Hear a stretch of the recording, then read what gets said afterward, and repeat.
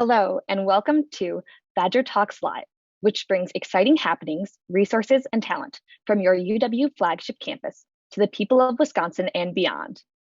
I'm Julia Fernandez from Brookfield, Wisconsin. I am an undergraduate student in the UW-Madison Economics Department.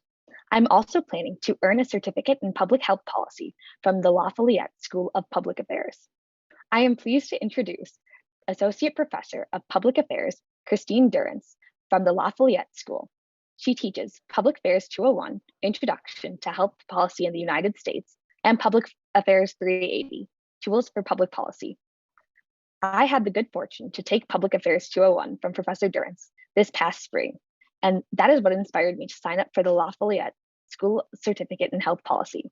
I'm eager to learn more about this field of research and how it affects our lives. Today, Christine will be speaking about the big questions in health policy. She will explain some fundamental concepts that health policy researchers focus on, and then talk about questions she's studying in her current projects. Christine received her Bachelor's of Arts in Economics with the highest honors from Emory University in 2002, and her PhD in Economics from the University of Florida in 2007. Prior to teaching at UW-Madison, she spent 13 years at the University of North Carolina at Chapel Hill in the Department of Public Policy. Arriving at UW-Madison's campus in 2020, she embraced her classes with the struggles of teaching at a new school during a pandemic. Beyond the classroom, Christine Durrance is a co-lead for CORE and is a faculty affiliate with UW Prevention Research Center, the Center of Demography of Health and Aging, and the Department of OBGYN. Her research interests include health economics and policy, reproductive, maternal and infant health, substance use and risky behavior, and competition in health care markets and antitrust policy. Christine also has a long list of publications in highly respected peer-reviewed journals, including Health Services Research, Contemporary Economic Policy, JAMA Pediatrics, the Journal of Competition Law and Economics, and the American Journal of Health Economics. She has also contributed to the Washington University Law Review and the University of Iowa Law Review, the Antitrust Healthcare Chronicle, and many more publications. Please welcome Follette School Professor Christine Durrance. Thank you so much, Julia. What a lovely introduction. Julia was one of my outstanding health policy students during a very challenging spring semester. And it was a pleasure to have her in class and such a pleasure to have her here with me today. I am pleased to be here as part of Badger Talks to speak to you today about my research in health economics and health policy, as well as some of the exciting things that are happening at the Follette School of Public Affairs here at UW-Madison. So I thought today I would talk a little bit about the exciting things that are happening at the Follette School in health policy and one of our new certificate programs. I'm going to spend a little bit of time talking about what is public policy, what is health policy, what do we mean when we say policy analysis. I'm going to think a little bit about some big questions in health policy and then narrow into some of what I think are big questions in health policy, so my big questions in health policy, and then talk a little bit about some challenges that we are currently facing in health policy, and then some opportunities for the future. So I am an economist by training, and I am part of an interdisciplinary faculty here at the Follette School at UW-Madison. So being in an interdisciplinary place and an interdisciplinary school like the Follette School means that I am part of a faculty with other members who are part of academic disciplines, including economics, political science, sociology, and many others. We are all working on academic and policy research that speaks to Wisconsin, the country, and the world. The Follette School of Public Affairs currently has a master's program in public affairs with both a domestic and an international focused program. And we recently introduced an undergraduate certificate in public policy, and most recently an undergraduate certificate in health policy. And I have had the pleasure and the privilege of teaching in both of those undergraduate certificate programs in the last year since I joined UW. So we have big problems facing our country, including Social Security solvency that support incomes in retirement, concerns about our current immigration system, gun violence, climate change, and so many more. I thought I'd start out by talking about what is public policy and what we mean when we say policy analysis. So the way that I think about public policy is that it is a set of actions taken by government meant to address a specific social problem. Policy analysis, then, is the process of constructing, evaluating, and deciding among different policy alternatives based on their ability to satisfy one or more of society's goals. In this way, we use specific tools to identify the best approach to solving society's problems. Public policy is then faced with doing what's best for society to resolve specific social problems and making those decisions with scarce resources, limited government dollars, limited taxpayer dollars, to maximize well-being or maximize welfare. Sometimes we think about this as the biggest bang for the buck, the most good for the lowest cost, but we also importantly have to weigh considerations of equity or equality. In other words, does everyone benefit from the public policy, or is the policy targeted to those who are most affected by the social problem? So there are big questions in health policy and in healthcare as well. How do we increase health insurance coverage? How do we reduce healthcare costs? Should we have universal healthcare coverage? Many, many other big and smaller siloed questions. Health policy has been center stage in our country for a long time, and in particular over the last decade. With the passage of the Affordable Care Act under the Obama administration, which of course was landmark legislation aimed at increasing health insurance coverage for Americans, improving health, reducing medical debt, and hoping to reduce healthcare costs in the long run. In the last decade, the US is also facing an ongoing opioid crisis. And most recently, healthcare and health policy has been center stage with our current public health crisis, the COVID-19 pandemic. We as a country have been faced with all sorts of health policy related questions, including vaccine development, distribution, prioritization of who gets vaccines first and when. Now we're addressing concerns over vaccine hesitancy, vaccine mandates, mask mandates, and the effectiveness of these very vaccines with respect to emerging variants. But beyond the direct effects of the COVID-19 pandemic, these health policy questions and concerns over our public health crisis relate to myriad spillovers into every area of our lives and the economy. How has the COVID-19 pandemic affected employment? How has it affected social welfare participation, education for our children, for our college students? How has COVID-19 affected the environment and climate change, tax revenues for our states, tourism for our states? Moreover, the effects of this pandemic are unlikely to be homogeneous. In other words, they are unlikely to affect everyone in the same way. They are more likely to be heterogeneous. In other words, to have different effects for different groups within society. So different effects across income, across race and ethnicity, across education, occupation, and geography. Researchers will be studying the effects of this pandemic for years to come, both the direct effects and the many, many indirect effects that we see. So at the Follette School of Public Affairs, one of our new courses as part of our new certificate program is a course that I have been teaching and some others have and will teach as well. And this course is an introduction to health policy, and it is focused on the United States. So in this course, we spend the first half of the class talking about the US healthcare system. We think about how big health is as part of our economy and how much we spend on health and what we get for that spending. We talk about what the predictors are of health. So what are the determinants of health? What are the social determinants of health?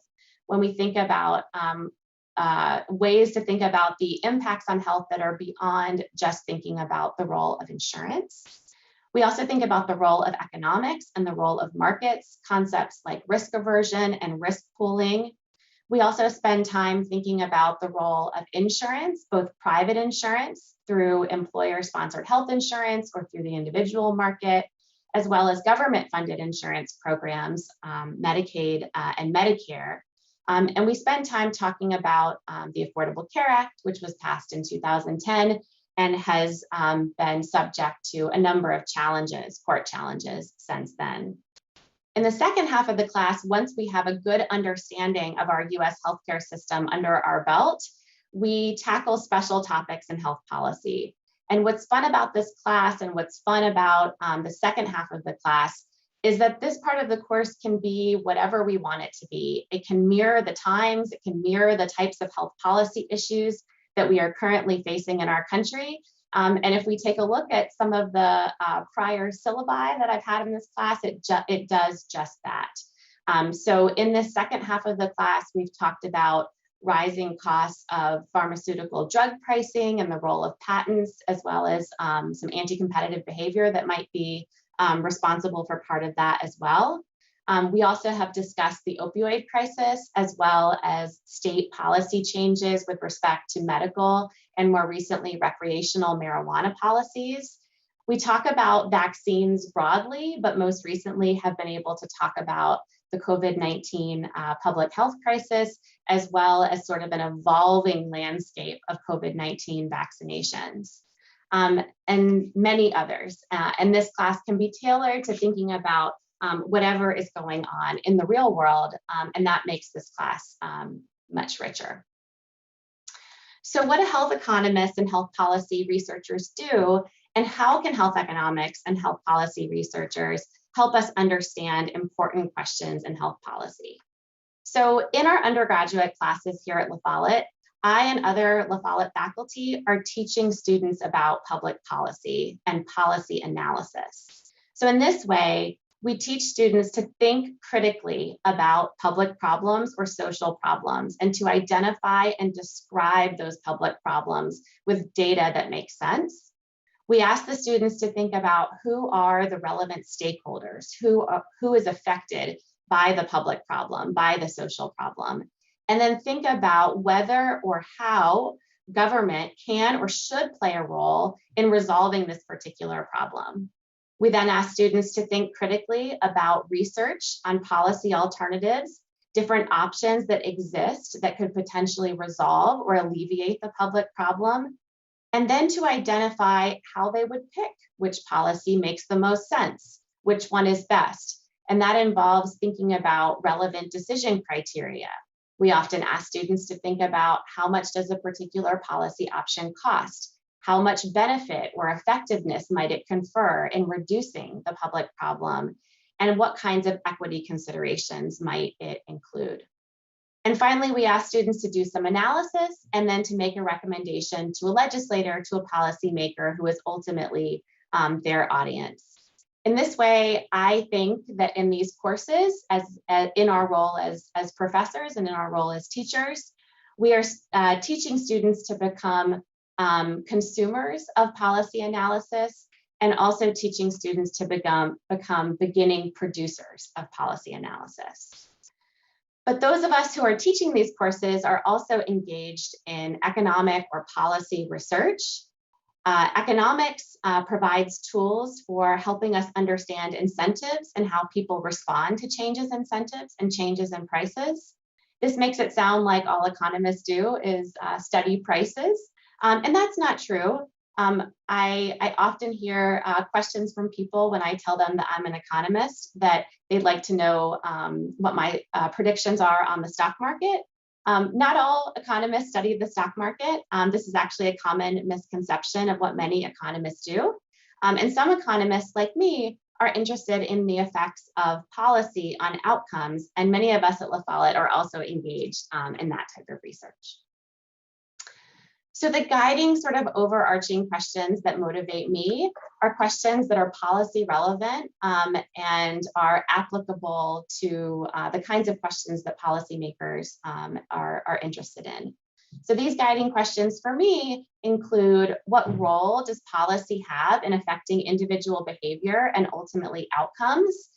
Do these types of policies that affect individual behavior and ultimately outcomes, do they differ across groups? So are there heterogeneous effects across different groups in society? So this could mean there could be differential effects across income groups or across race and ethnicity, across sex, across region, across socioeconomic status more generally.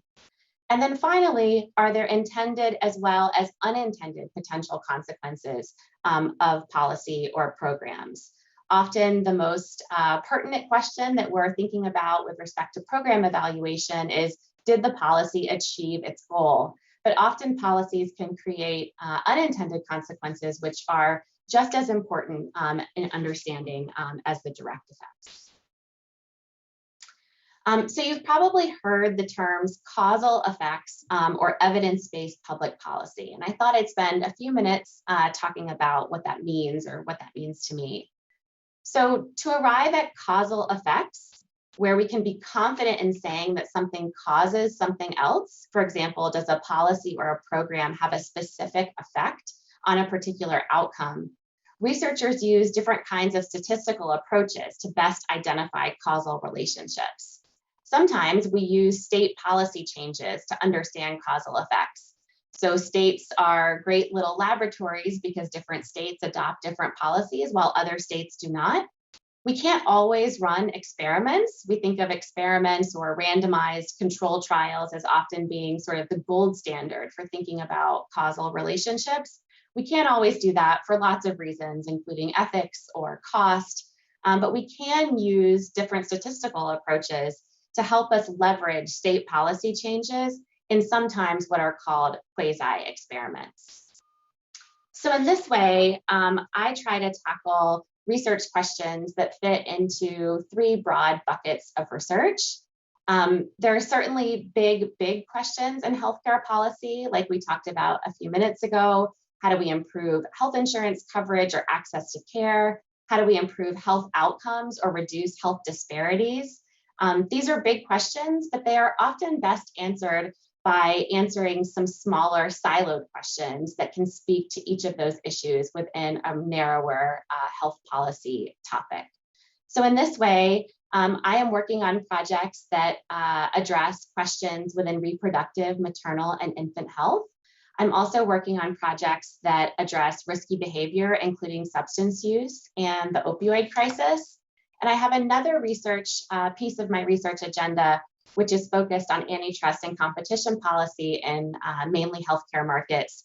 And all of this work is co-authored with, most of this work is co-authored with other faculty, both here at UW and at other institutions. It is not just my own. I am happy to share responsibility with others on these projects. So I thought I'd talk a little bit about each of these particular areas and think about some big questions that exist in each of these big research buckets. So big question within reproductive, maternal, and infant health. How do we improve maternal and infant health outcomes? And how do we reduce health disparities? So there are over 3 million, almost 4 million births each year in the US, and over 63,000 births in the state of Wisconsin in 2020. Medicaid pays for a large portion, almost half of births in the United States. We may be thinking about maternal and infant health outcomes as pregnancy outcomes or birth outcomes or outcomes in the first year of life. But we wouldn't just be thinking about improving those health outcomes. We would also want to think about reducing health disparities or differences in those outcomes across different groups. In this particular research area, we often look at indicators of health at birth, in particular preterm birth, which identifies babies that are born before 37 weeks gestation. We often also look at low birth weight, babies that are born at less than 5 pounds, 8 ounces. And we also look at when pregnant people initiate prenatal care. Early prenatal care is considered to be a good thing for potential birth outcomes and maternal outcomes. So we often look at late or no prenatal care.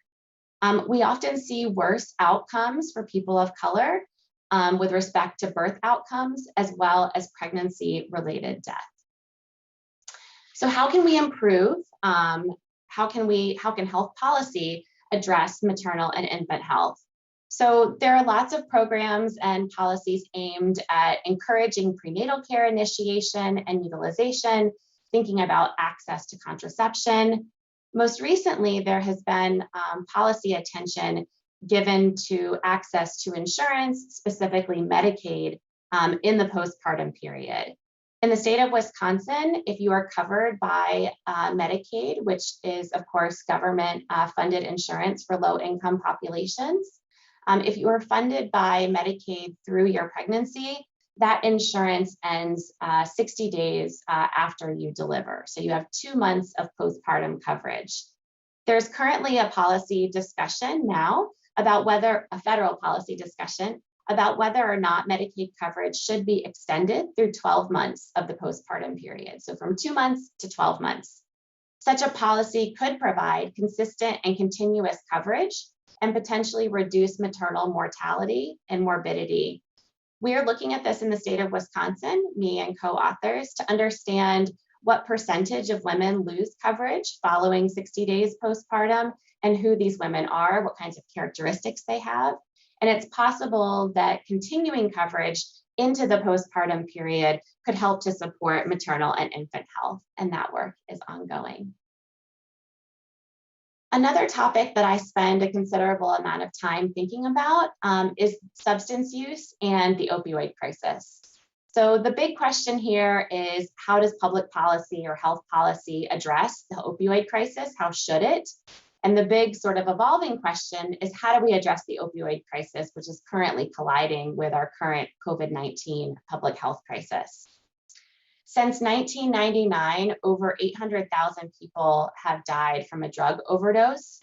In 2019, 70% of those deaths involved the use of an opioid. An opioid is a specific kind of prescription drug, often prescribed for pain. As you can see in this graphic, which turns out to look a little blurry on my end, there are big increases between 1999 and 2019 in the number of drug overdose deaths, so overdose mortality involving an opioid.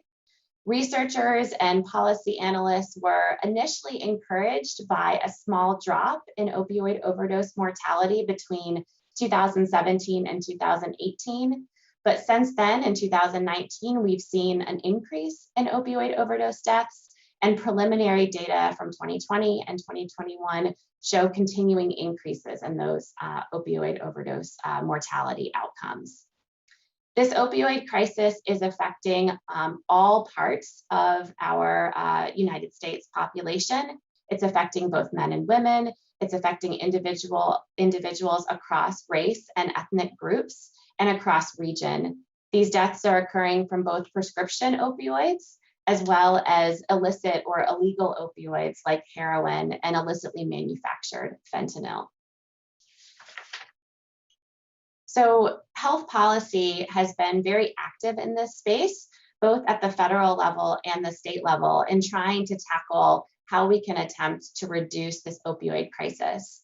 At the federal level, the CDC has issued prescribing guidelines and guidelines for chronic pain to help identify for physicians the appropriate way to be prescribing opioids, a controlled substance. All states have now implemented what are called PDMPs, or prescription drug monitoring programs. These are electronic databases that contain information about patient controlled substances. This type of system helps doctors to identify misuse or doctor shopping or potentially diversion of controlled substances. All states now have a prescription drug monitoring program in place, and many states have mandated rules that now require providers who are prescribing controlled substances to query that system before doing so. States have also passed what are called harm reduction policies. The most common that you've probably heard about are Good Samaritan policies, as well as naloxone access policies. So harm reduction policies are policies which acknowledge that drug use is happening and try to prevent the harms associated from drug use rather than directly trying to reduce drug use on its own. In my own work, I have done research that looks at the effectiveness of Good Samaritan policies, which are policies that encourage bystanders to an overdose event to contact emergency response in hopes of reducing the likelihood of a fatal overdose. So these types of policies would provide some sort of immunity to those who might also be participating in substance use at an overdose event to encourage contact with emergency response. Colleagues and I have also looked at the effects of naloxone kit distribution. This was specifically in North Carolina. Naloxone is an opioid antagonist, sort of like an antidote. So naloxone, if used correctly and in a timely way, can potentially reverse the effects of an opioid overdose. So naloxone access policies or distribution of naloxone kits to those who are at high risk makes sense because it's important that naloxone is available and that individuals know how to use it in order for it to be potentially effective in reversing the effects of an opioid overdose and potentially changing a fatal opioid overdose into a non-fatal opioid overdose. So reducing the worst outcomes, fatal overdose, is one goal of health policy, but there are many other outcomes that health policy researchers are looking at in this space, including non-fatal overdose and impacts on children and families. So one area of my research is actually at the intersection of maternal and infant health and substance use by looking at the opioid crisis for one particularly vulnerable population, so pregnant people and their infants. So while the substance use crisis has affected large portions of the American population, we also see large impacts specifically for those reproductive age people, pregnant people, and their infants. When pregnant people use substances during their pregnancy, there can be potentially adverse impacts on the infant. One outcome in particular that has received a lot of attention in the popular press is an outcome called neonatal abstinence syndrome, or NAS. And this is the withdrawal condition at birth, typically derived from exposure, usually opioids, exposure to substances in utero. Between 2010 and 2017, the United States saw an 82% increase in NAS diagnosis among infants at hospital births. NAS babies are more expensive to care for, and this is largely borne by state Medicaid programs because a large portion of these babies that are born with NAS diagnosis are covered by Medicaid. So in a series of projects that sort of bridges the intersection of these two research buckets for me, some co-authors and I look at the effect of public policy which treats prenatal substance use as punitive. And more specifically, it treats prenatal substance use as the legal equivalent of child abuse and neglect.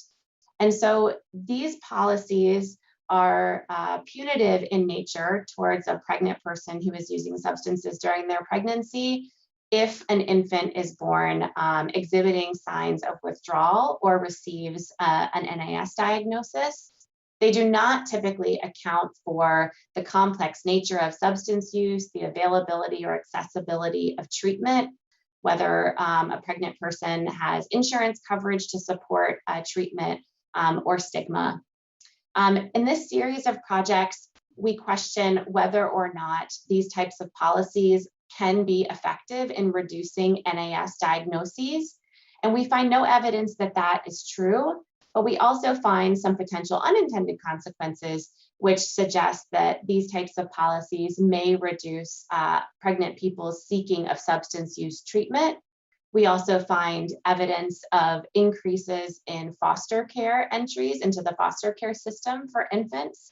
And we are also currently looking at the impact of these policies on prenatal care utilization this would posit whether these types of policies impact the provider-patient relationship in a way that they might affect prenatal care initiation or utilization, as well as reports to child welfare services. So the final area that I thought I would talk to you a little bit about is the role of antitrust and competition policy, specifically in healthcare markets. So to talk about the kind of work that I do in this space, I thought we could spend a couple minutes talking about what is antitrust and what is competition policy. And this could be a whole talk, this could be a whole course. In fact, I used to teach a course on this topic. But our antitrust and competition policy federal laws come from the Sherman Act of 1890 and the Clayton Act of 1914. And this federal guidance helps us to understand which kinds of business behavior are permissible. So what kinds of business behavior is legal, what kinds of business behavior is illegal. So the Sherman Act sets out two parts, Section 1 and Section 2. Section 1 prohibits conspiracies that restrain trade. So typical examples that we think about within Section 1 are price fixing conspiracies, and I'm going to talk a little bit about conspiracies in a few minutes. Section 2 is designed to protect consumers and the competitive process from the illegal creation or maintenance of monopoly power. So Section 1 is about conspiracies that are anti-competitive, and Section 2 is about anti-competitive creation or maintenance of monopoly power. And I'll talk a little bit about monopoly in just a minute. The Clayton Act prohibits certain kinds of anti-competitive business behavior, and one of the things you probably hear most about in the media are challenges by the FTC with respect to certain types of mergers, and we've heard a lot about that in healthcare markets. So who are the enforcers of these laws? The Antitrust Division at the DOJ and the Federal Trade Commission are charged with enforcing these statutes, as well as private parties. So you as a consumer or you as a business owner, if you are harmed by anti-competitive behavior that is a violation of one of these federal statutes, then you could potentially bring a private damage action. The Clayton Act permits you to do that. And potentially recover damages that you sustained as a result of anti-competitive conduct. So I'm involved in a book project with some colleagues, and in that book project, we are investigating antitrust policy and competition policy with respect to 4 big areas and how they impact health and healthcare markets. So in this project, we are focused on monopoly and monopoly power, monopsony and monopsony power, collusion, and mergers. So just a little review here. Monopoly is when there is one seller in a market, so one big seller. Monopsony, which you probably hear talked about less, but is just as important, is sort of the flip side of monopoly. It's when there's one big buyer instead of one big seller. So you could think about maybe a rural town where there is one hospital, and that hospital is the only buyer of nurses, right? So the only employer of nurses in that labor market. Collusion is when either on the buying side or the selling side, groups of firms, groups of sellers or groups of buyers collude or cooperate in order to sort of emulate monopoly, the outcomes that go along with monopoly, or emulate monopsony.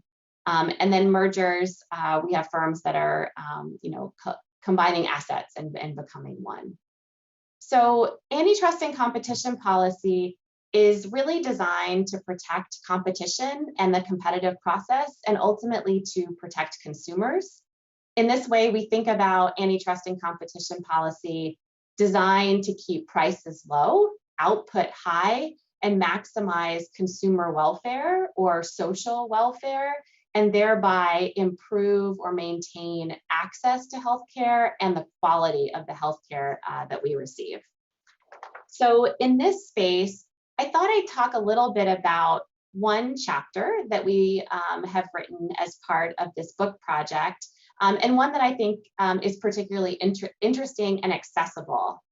So in this chapter, we're focused on something called no poaching agreements. So we know from years of court precedent that agreements to fix prices by firms and overcharge consumers is a violation of the antitrust laws.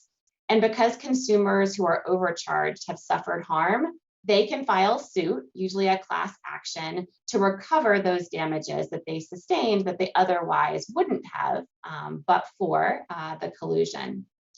Collusion on the buying side, while less studied, causes similar types of anti-competitive harm. The example we use in the book involves challenges against the collusion or the cooperation of employers on the buying side, so collusion in the hiring of employees. And in particular, this particular chapter in the case that I'm going to tell you about addresses no poaching agreements. So no poaching agreements are agreements where employers agree not to solicit the employment of a competitor's employees. So I, as an employer, agree not to hire your employees, and you, as an alternative employer, agree not to hire my employees. This kind of agreement deprives employees of the competitive benefits that result from outside employer interest.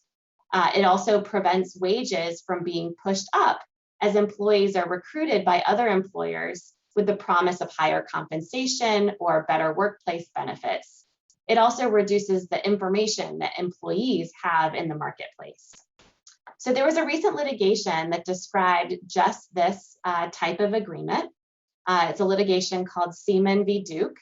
And this was a private suit that arose because Dr. Seaman, who was a Duke faculty member in the Department of Radiology, was interested in a position at UNC. So I happened to spend the last 13 years at UNC. And for those of you that don't know, Duke and UNC are about 15 or 20 minutes from each other. So they operate in the same local market.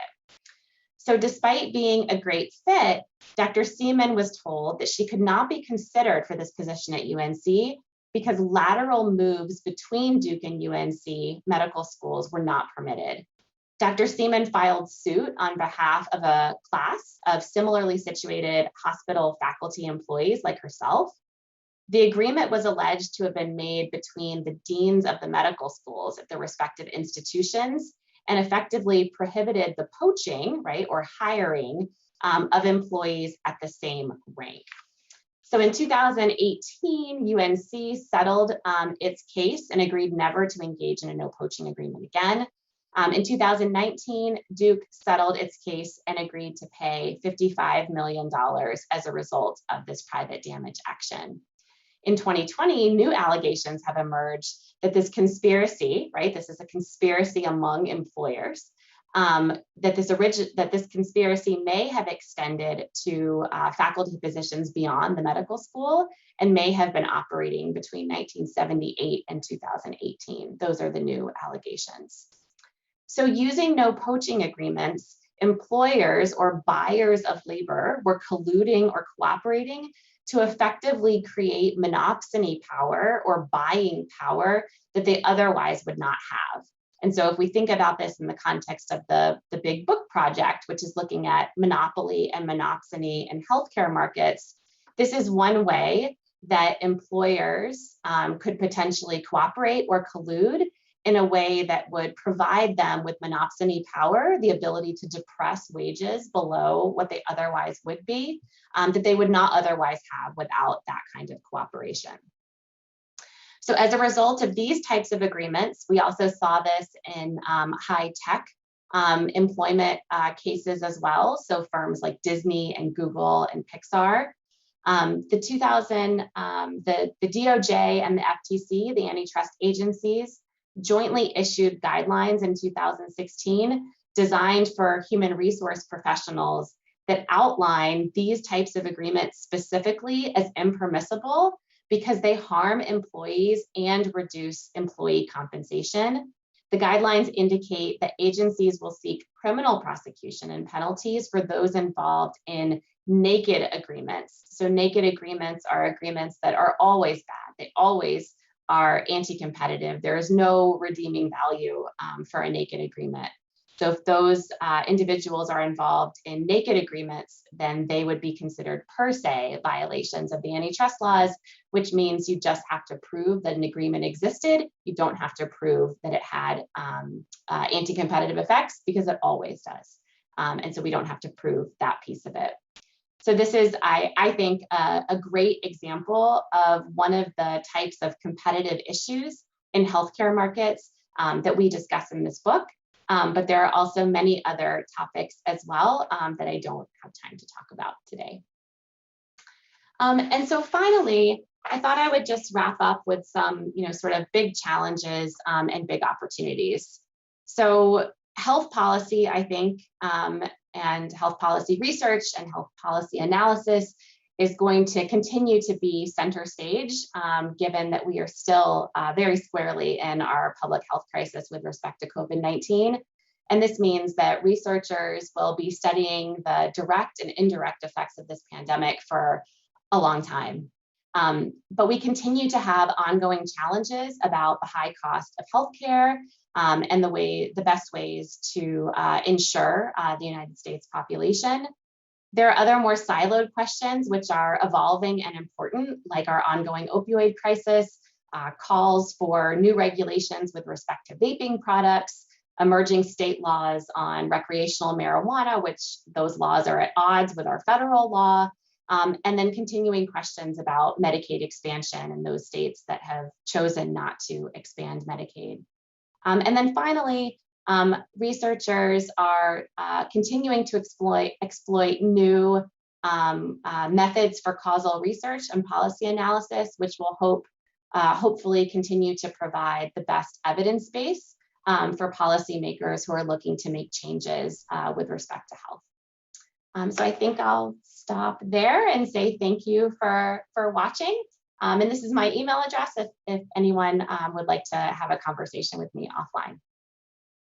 Christine, thank you so much. I have to say, in watching your presentation, it's not all careers that entail keeping your eye on this big picture, so which for you are outcomes and impacts, and then really getting into the nitty-gritty of all the details and statistics and everything. So very impressive. Thank you so much.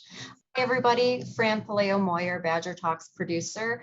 We have a lot of questions in the chat, Christine, and please, if you're watching on YouTube or Facebook, feel free to continue posting those questions. We'll do our best to get to all of them.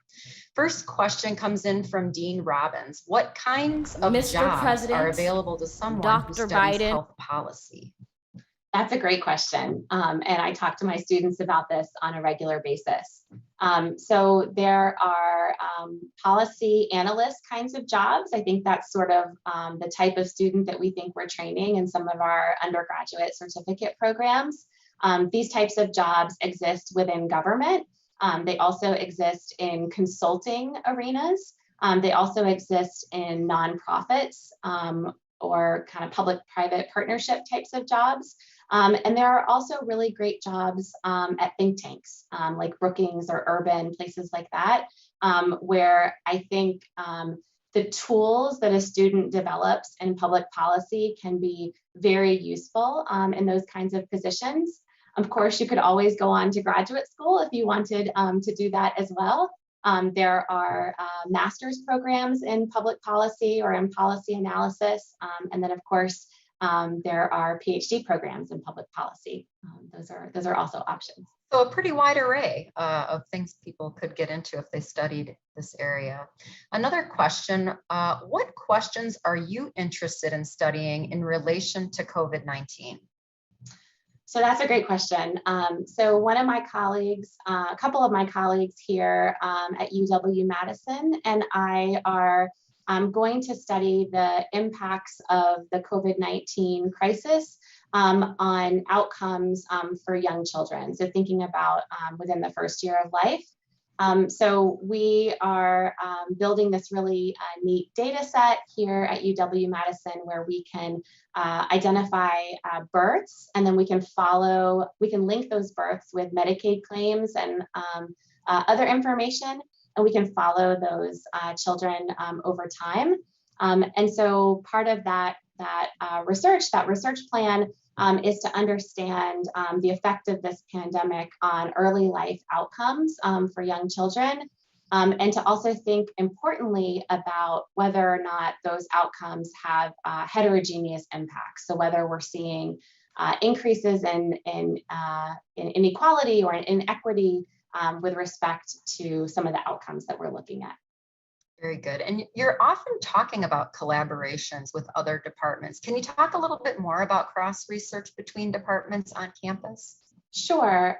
So I'm involved in some projects with folks in the School of Medicine and in population health here at UW.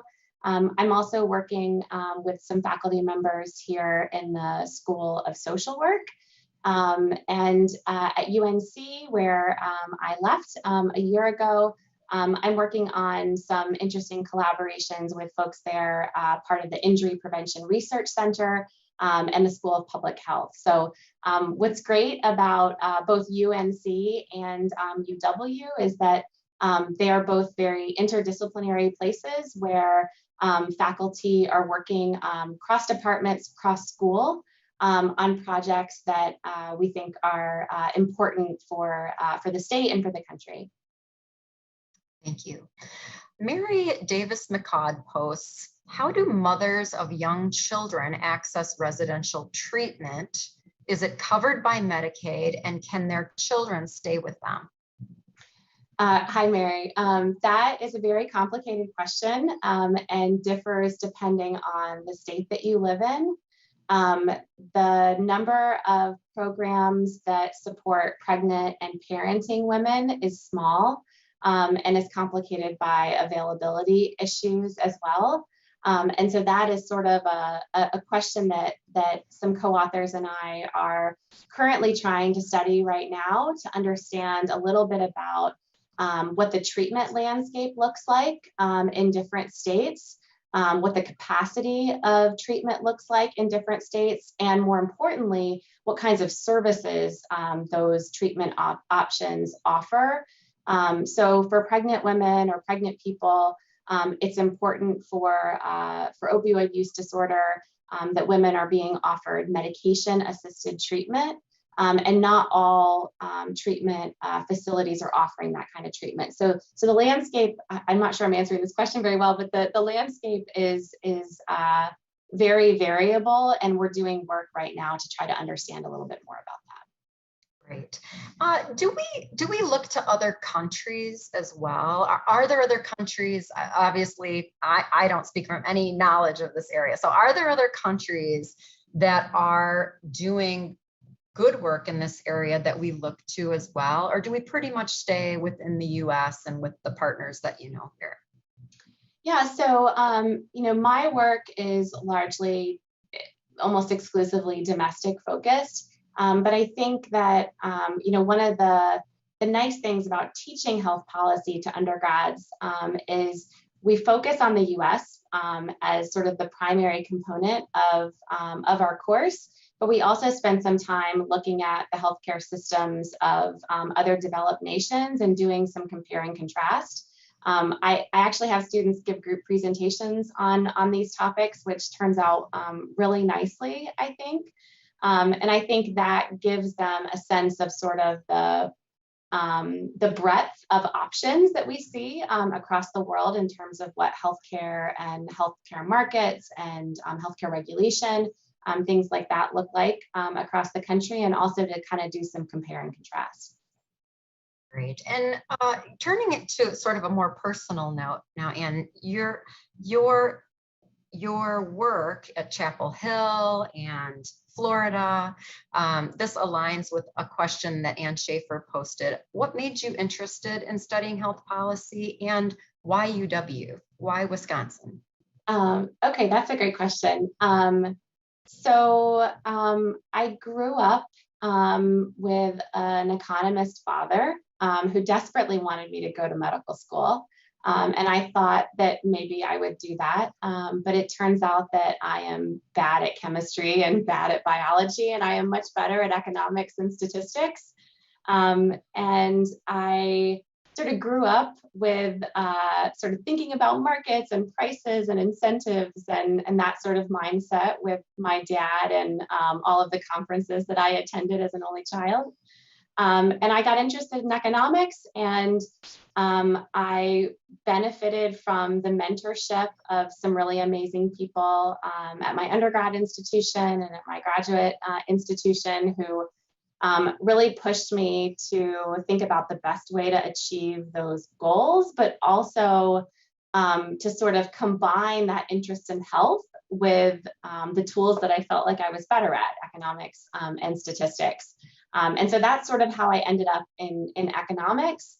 And then when I went out on the job market after getting my PhD, or I guess before getting my PhD, I found that the types of jobs that I was really interested in were more interdisciplinary in nature, right? Like jobs that weren't in a traditional economics department. And so I interviewed for a number of different positions that were like the position that I took at UNC Chapel Hill in the Department of Public Policy, where everyone was doing, the kinds of research that we think about as applied and policy relevant and meaningful. And that's where I spent the last 13 years. I applied for a position here at UW. It's now been a couple of years. The pandemic has made time a little bit funny, but I applied for a position at UW with a tenure home here in the Follette School of Public Affairs, but that's part of a cluster hire. And so a cluster hire is a set of positions that UW supported around a particular topic. And there have been a number of these cluster hires, but this one in particular was focused on reproductive health. And so UW supported the hiring of 3 positions, so mine, and then 2 other outstanding female faculty here at UW, one who is in the population health, and the other who's in gender and women's studies, and we were all part of this cluster hire. So I applied to this job, just sort of looking to get more information and think about whether or not this would be a great fit. And it turns out that I felt like this was a really good fit for me, both with respect to teaching and sort of the goals and mission of the Follette School, but also in the kinds of research and really exciting projects that people are working on here, and the collaborative nature of the university. Nice. Well, and it's nice. Thank you for representing women in policymaking. It's nice to hear. We have one last question we'll address. Brittany Mitchell posts, where do you get the data you study? That's a great question. And the answer is, it depends on the particular project. Some data is publicly available. So information on opioid overdose deaths, for example, or birth rates, that data is publicly available. You could go onto the National Vital Statistics System and download those data yourself if you were interested at the state level. There are restrictions if you want to get data that's more specific or more granular or more geographically specific. Other data potentially comes from surveys. So you might have to have a data use agreement that enables you access to those kinds of data, but that's possible as well. It just depends on the particular project. Well, Christine Durrance, thank you so much for giving us a glimpse into your important work that you're doing. We appreciate it very much. Thanks so much for having me. Great. So please join us next Tuesday, August 17. We're going to be continuing our Follette School focus by talking with Greg Nemeth and Morgan Edwards, who are going to be talking about climate solutions and more specifically about innovative solutions which are making addressing climate change more feasible. So a positive spin on climate solutions. Please visit us at badgertalks.wisc.edu, where you can see our upcoming schedule of live talks. We're posting the coming fall schedule here within the next week. Sign up for our email list where you can be the first to get announcements of talks coming up. Consider a donation to Badger Talks. We are supported by a grant from the Alumni Foundation. Or search the roster of over 400 speakers that we have who've signed up to give talks both virtually and in person around the state. Also check out on our website, you'll see a new tab for our Badger Talks podcast. And today we just launched Greg Nemet's interview with Ben Rush, our podcast producer. So please check it out. Thanks so much for tuning in, and we'll look forward to seeing you next week.